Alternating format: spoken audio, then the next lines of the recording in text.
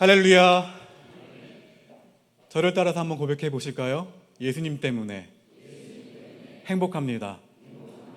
앞에 수식어가 붙어도요, 모든 상황 가운데에서 예수님 때문에 행복합니다. 그럼에도 불구하고 예수님 때문에 행복합니다. 그럼에도 불구하고 예수님 한 분이면 충분합니다. 여러분, 오늘 본문이 있는 느헤미야 6장 말씀을 보시게 되면 겨우 내부의 갈등을 해결하고 공동체가 새로워지나 싶었는데 숨도 돌리기 전에 새로운 도전을 맞이하게 된 느헤미야가 등장하게 됩니다. 산발락과 도비야와 게셈 무리가 다시 계책을 펼친 거예요. 선한 일을 하려고 할 때 끊임없이 나타나게 되는 반대와 장애물 때문에 우리는 낙심하기가 참 쉽습니다. 하나님께서 원하시는 일을 하지 못하도록 반대하는 세력에 부딪힐 때가 있다는 거예요.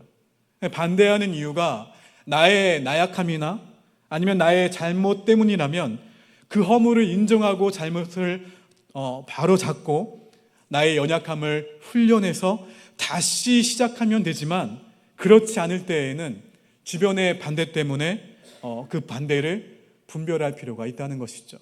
많은 경우 하나님의 자녀답게 살지 못하게 하는 그 배후 위에 누가 있습니까? 마귀가 있다는 거예요. 여러분, 느헤미야는 목적이 분명한 사람이었습니다. 예루살렘 성을 재건하는 것과 더불어서 선택받은 백성다운 삶의 모습을 회복하는 것을 목표로 삼았어요. 그래서 성벽 재건을 했는데 이제 거의 그 공사가 마무리 단계에 접어들었다는 거예요.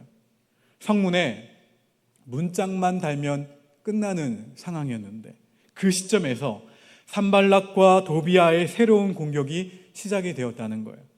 만약 여러분, 느헤미야가 이들의 줄기찬 회유와 핍박에 못 이겨서 이 성전 재건을 포기했다면 이스라엘을 향한 하나님의 뜻은 어떻게 되었을까요?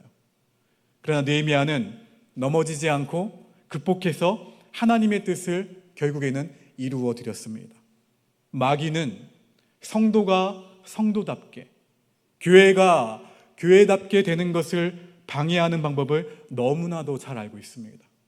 그러나 느헤미야는 이 마귀의 방해를 철저하게 대비했기 때문에 시련을 이겨내고 완성을 향해서 나아갈 수가 있었다는 거예요. 산발락과 도비야는 예루살렘 재건을 중단시키기 위해서 음모라는 방법을 선택합니다. 음모. 느헤미야 6장 1절부터 4절 말씀을 보시게 되면 성이 거의 완공되어 갈 무렵에 산발락과 게셈이 사람을 보내 화친할 것을 청합니다. 좀 길지만 한번 읽어볼까요? 시작.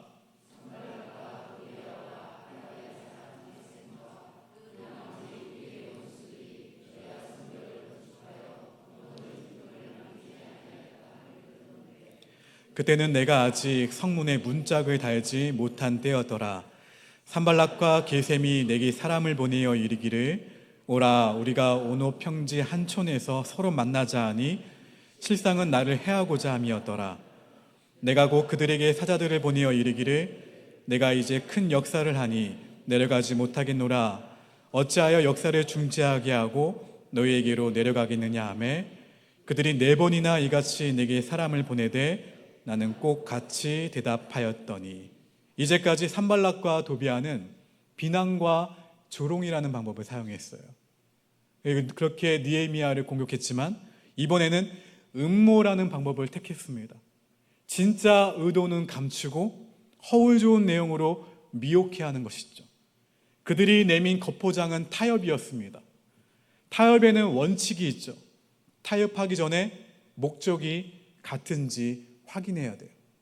산발락과 도비야가 타협하자고 손을 내밀었을 때 느헤미야는 목적이 같은지 살펴보았습니다. 다시 한번 느헤미야 6장 2절 말씀을 읽어보겠습니다. 시작.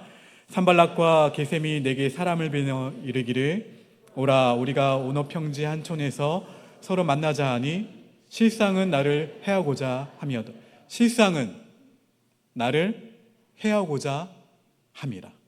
자신들의 영역으로 불러내어서 해치는 거예요. 안전하게 본인들이. 성의 재건을 막으려는 의도가 있음을 알 수가 있었다는 것이죠. 산발락과 도비아의 최종 목적은 자신들이 이익을 보는 거였어요. 자신들이 이익을 보고 손해를 보지 않고 예루살렘 성을 그래서 어떻게 하는 거예요? 재건을 막는 것이었죠. 이스라엘 백성들이 하나님의 백성답게 살지 못하도록, 번성하지 못하게 하는 것이 그들의 목적이었습니다. 그러나 느헤미야는 폐허가 된 성토에 흩어져 사는 이스라엘 백성들을 회복시키고 하나님의 영광을 되찾기 위해 예루살렘 성을 재건한다는 목적이 있었습니다. 양쪽의 목적이 이렇게 달랐어요. 그래서 느헤미야는 단호하게 거절합니다. 3절 말씀 다시 한번 읽어봅니다. 시작. 내가 곧 그들에게 사자들을 보내어 이르기를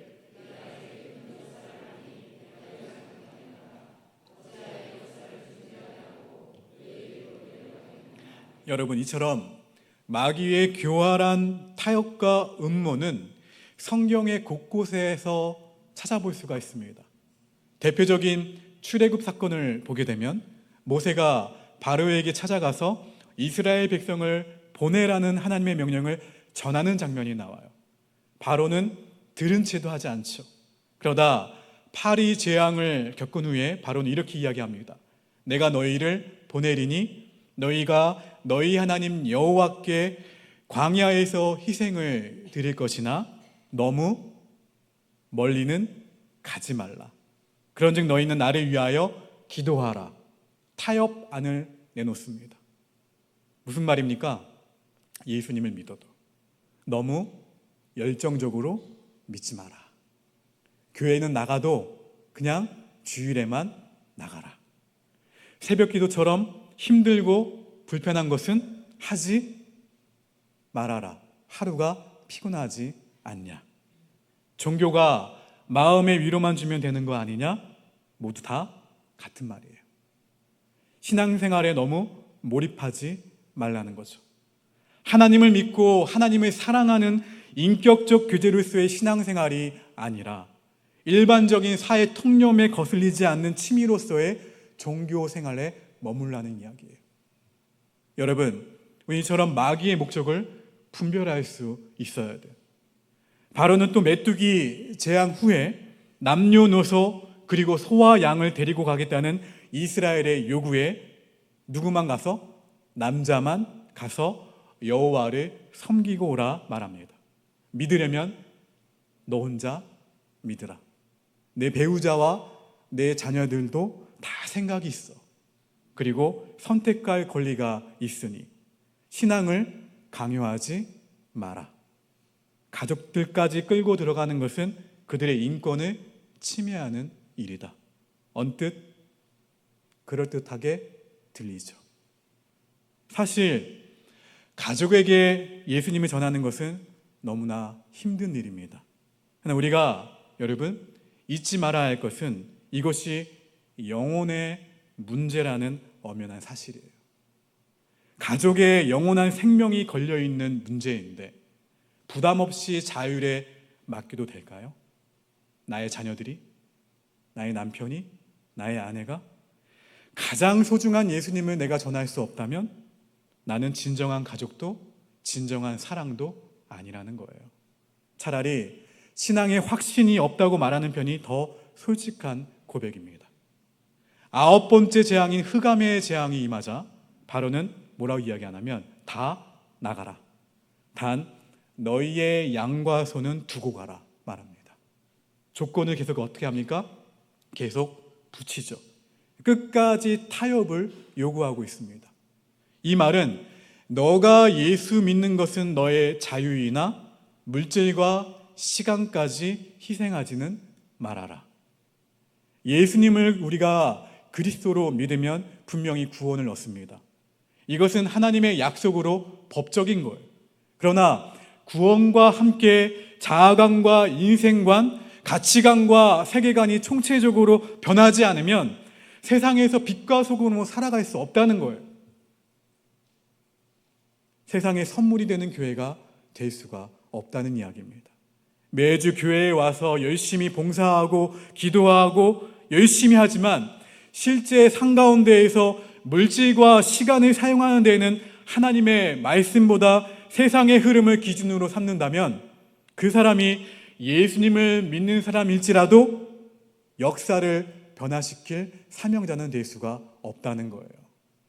복음과 치유, 나눔과 섬김, 평화와 안식을 주는 복의 통로로 사용될 수가 없다는 이야기입니다. 여러분, 운전 다 하실 수 있나요? 수영은 어떻습니까? 저는 수영을 유일하게 운동 가운데 못합니다. 안 해봤어요. 운전과 수영은 겉보기에는 별것 아닌 것처럼 보이지만 훈련을 받지 않은 사람은 할 수가 없어요. 마찬가지로 예수님을 따르는 삶도 실제 생활에서 하나님과 동행하면서 훈련한 사람만이 시간과 물질을 그리스도인답게 사용할 수가 있다는 거예요. 여러분, 느헤미야가 마귀의 타협안을 분별할 수 있었던 것은 두 가지를 경고히 했기 때문에 그래요. 첫 번째, 따라합시다. 목적을 분명히 했다. 두 번째는 따라합시다. 소명을 확인했다.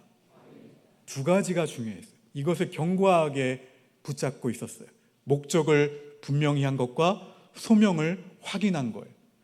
이스라엘과 예루살렘을 회복시킨다는 하나님의 위대한 목적이 느헤미야 자신을 통하여 이루어진다는 그 소명을 확인하자 느헤미야는 더 이상 흔들릴 이유가 없었습니다. 여러분, 그런데 소명이 없는 사람은 자기 나름의 목적과 자기 나름의 경험과 자기의 자존심을 위해 살아가기 마련이에요. 오늘날 교회 공동체 안에도 그렇고 저와 같은 목회자들 안에도 그렇고 마귀의 교묘한 술책이 다 들어와 있어요. 성도들이 하나님의 자녀답게 살아가고 목회자가 하나님의 자녀답게 목회하고 교회가 건강하게 제 기능을 다하는 것은 분명한 목적이에요. 우리가 분별해야 할 것은 교회 정책이나 교회에서 진행하는 일이 그 목적에 부합하느냐예요. 또한 내가 하는 이 신앙생활이 정말 하나님의 영광을 위해 하는 것인지, 아니면 내 자존심 때문에, 아니면 내 지위 때문에 어쩔 수 없이 하는 것인지를 분별해야 합니다. 그리고 하나님의 목적을 이루기 위해서 내가 이 일의 소명을 받았는가, 아니면 이 교회라는 터 안에서 내 뜻과 계획을 펼쳐보겠다는 야망에 이 일을 하는가를 점검해야 합니다. 올바른 목적을 위해 진정한 소명을 받은 사람은 타협을 가장한 이 마귀의 음모에 넘어가지 않는다는 거예요. 우리 모두는 내 인생을 향한 하나님의 올바른 목적을 발견하고 내가 헌신해야 할 진정한 소명을 찾아야 합니다. 하나님이 부여하신 내 삶의 의미를 따라 살겠다는 분명한 결단이 있다면 마귀의 화친을 당당하게 거부할 수가 있다는 거예요.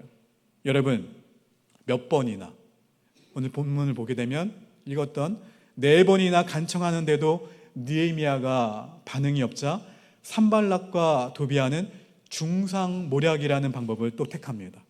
느헤미야 6장 6절과 7절 말씀 화면을 보고 읽겠습니다. 시작.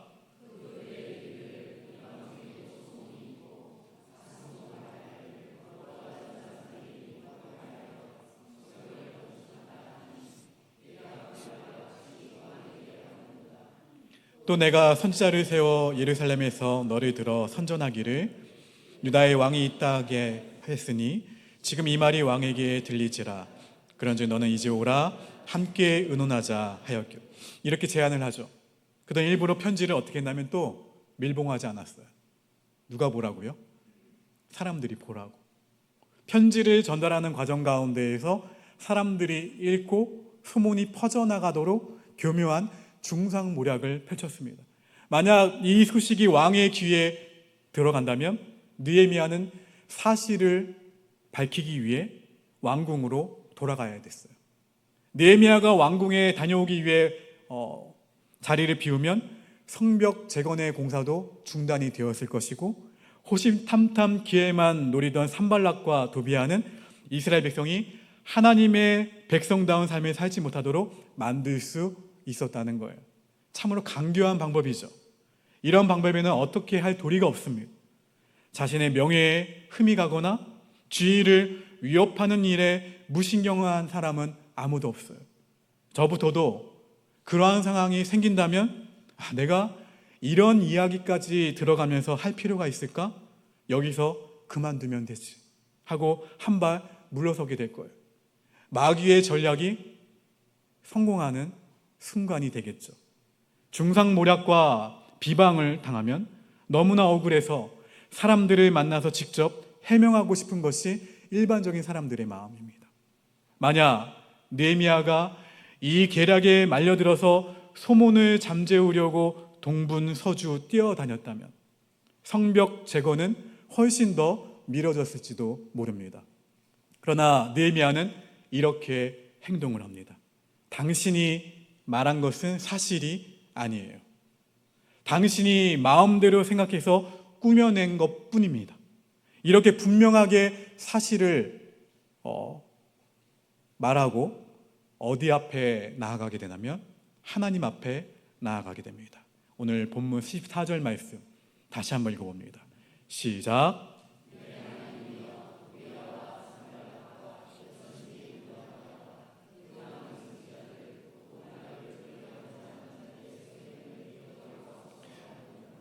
느헤미야의 영적인 지혜가 빛을 발하는 순간입니다.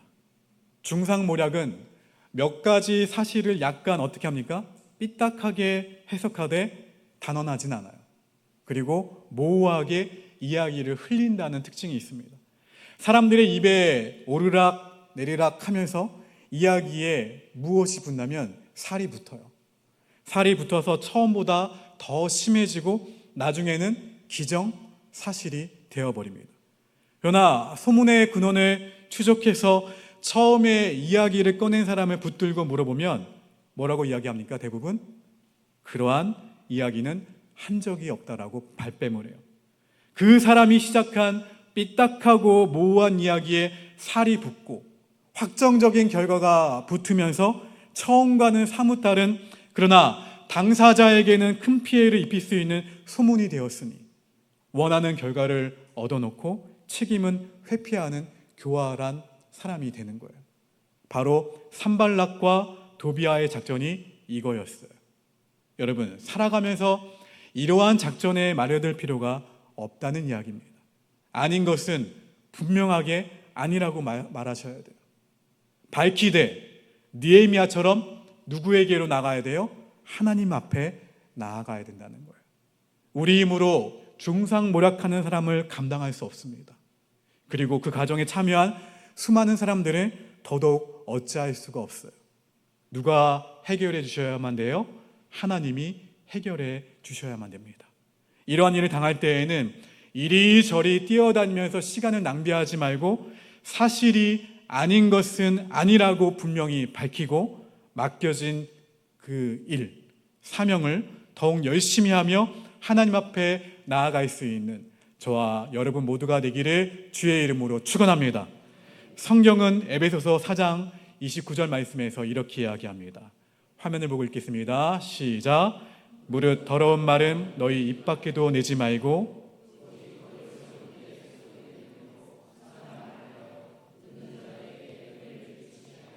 이어서 잠언 6장 16절 이하의 말씀을 보게 되면 여호와께서 미워하시는 것이 나오는데 그 중에 혀와 관계된 것이 세 가지나 됩니다. 같이 읽어볼까요? 시작.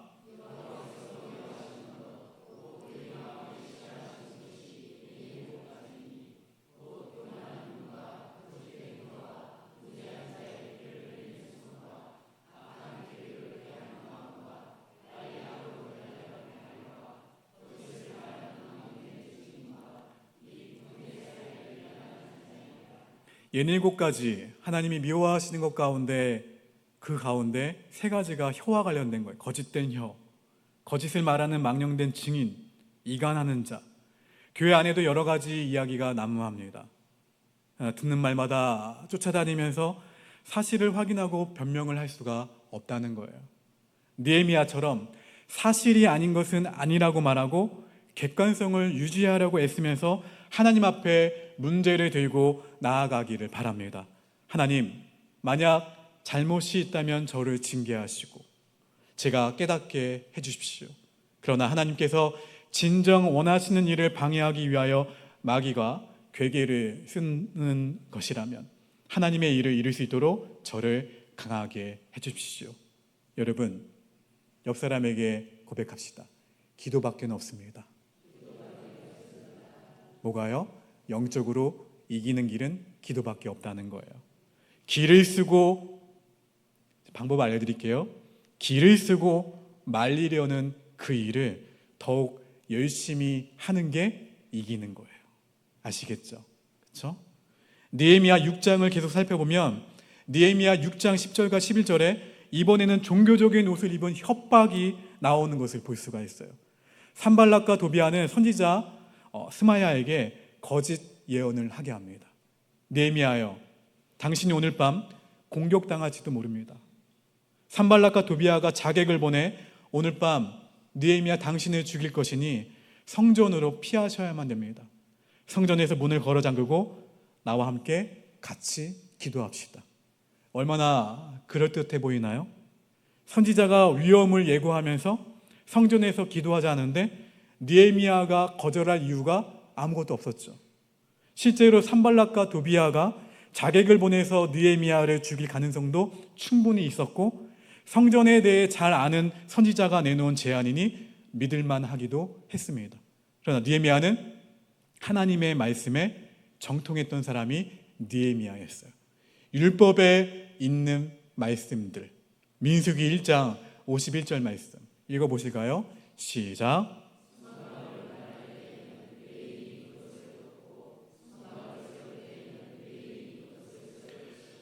외인이 가까이 오면 적혀있죠. 또 민수기 3장으로 가보실까요? 10절 말씀 읽어봅니다. 시작.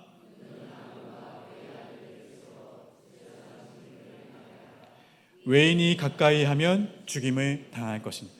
민수기 18장으로 가보실까요? 읽어봅니다. 시작.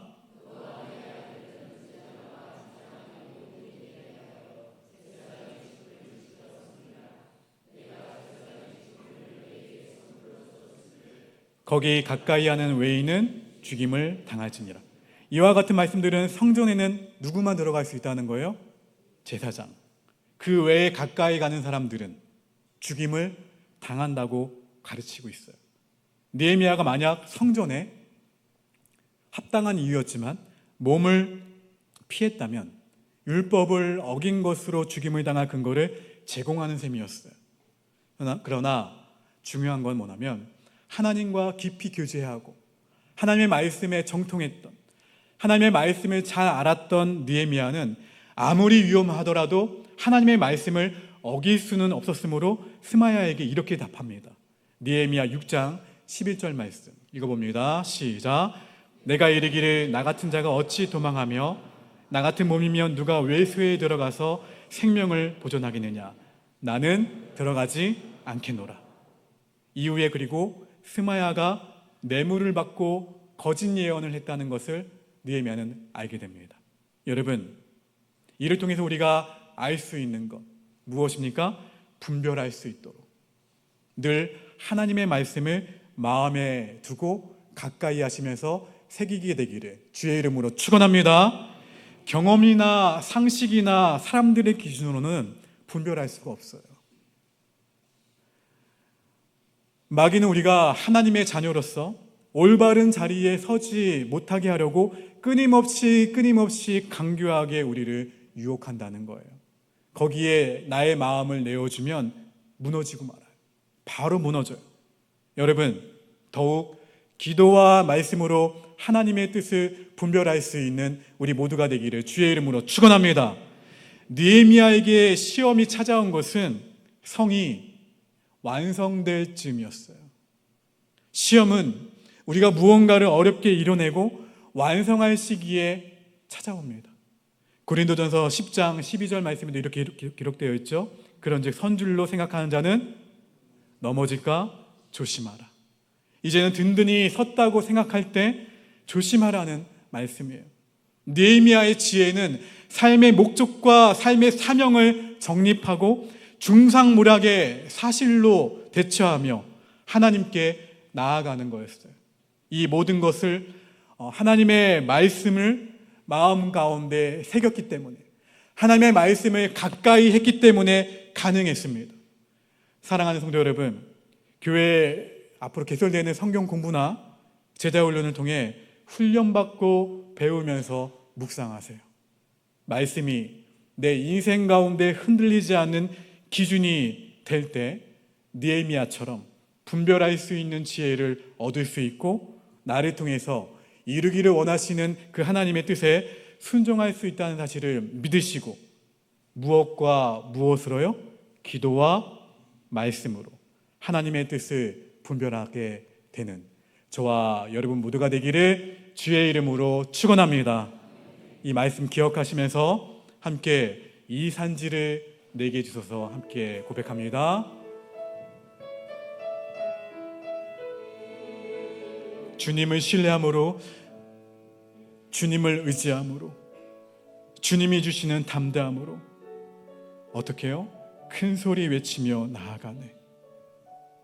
여러분, 내 앞에 주어진 사건과 상황을 바라보는 것이 아니라 하나님이 우리에게 주신 그 약속의 말씀을 붙들며 나아갈 때 그 배후에서 역사하고 있는 마귀의 역사를 분별할 수 있음을 믿으시고, 이 시간 다시 한번 믿음으로 고백하며 찬양할 때 이 찬양의 고백이 우리의 선포가 되게 하시고, 이 선포가 우리의 기도가 되게 하셔서 이 기도로 역사하시는 주님을 보게 해달라고, 우리 함께 주님을 신뢰함으로 함께 찬양합니다. 두 손을 가슴에 얹겠습니다. 하나님, 약속의 말씀을 바라보기보다는, 하나님을 바라보기보다는 내 주위에 들리는 소리들과 세상의 소리와 마귀의 소리와 내 자아의 소리에 집중할 때가 참 많습니다. 하나님의 소리는 여전히 나에게 말씀하고 계신데, 하나님은 나와 늘 동행하고 계신데, 그 주님을 바라보지 못하고 주의 음성을 듣지 못하는 어리석은 우리들이 아니라 느헤미야처럼 사실은 분명히 말하고 그 가운데에서 모든 것을 가지고 하나님께로 가지고 나아가는 우리의 지혜가 있을 수 있도록 주님, 그 주님을 의지함으로, 그 주님을 믿음으로 담대히 나아갈 수 있는 우리의 삶이 될 수 있도록 역사하여 주시옵소서. 하나님, 이번 한 주 어떠한 삶이 펼쳐지게 될지 우리는 잘 알지 못하지만 우리가 확신할 수 있는 것은 하나님이 나와 동행하시며 하나님이 모든 것을 완벽하게 치유하시며 회복시킬 수 있는 분이라는 사실입니다. 아버지 하나님, 이 시간 두 손을 가슴에 얹고 기도하고 있는 우리 권속들 모두에게 육체의 아픔으로 괴로워하는 교우들이 있습니까? 마음의 괴로움으로 고민하고 있는 교우들이 있습니까? 심령 가운데 예수 그리스도께서 지금 친히 안수해 주셔서 이들의 육신과 이들의 마음을 주님 회복시켜 주시옵소서. 주 나사렛 예수 그리스도의 이름으로 명하노니 사랑하는 아들 딸들을 괴롭히는 모든 병마와 모든 마음의 병들은 예수님의 이름으로 다 치유될지어다. 아버지 하나님, 담대함으로 주님을 믿고 나아갑니다. 이번 한 주가 예수님 때문에 행복한 한 주, 예수님 한 분이면 충분한 고백이 넘쳐나는 한 주가 되도록 역사하여 주시옵소서.